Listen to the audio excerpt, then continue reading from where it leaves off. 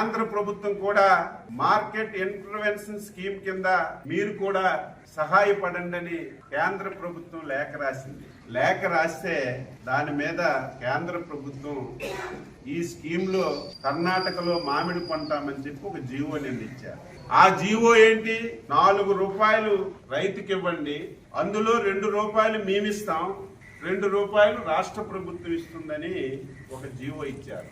ఆ జీవోను పట్టుకొని వైసీపీ నాయకులు చంద్రబాబు నాయుడు గారు మద్దతుతోనే కేంద్రంలో ప్రభుత్వం ఉంది. కర్ణాటకలో ప్రతిపక్ష నాయకుడు లేఖ రాసి 16,200కి ధర తెచ్చుకున్నారు. రాష్ట్ర ప్రభుత్వం ఆ ప్రయత్నమే చేయలేదు అని ఇష్టానుసారంగా పచ్చి అబద్ధాలు మాట్లాడుతున్నారు. ప్రబుద్ధులారా, కనీసం అవగాహన లేనటువంటి దుర్మార్గులారా, ఎప్పుడు ఏమి దొరుకుతుంది ప్రభుత్వాన్ని విమర్శించాలి, రైతులకి రెచ్చగొట్టాలని.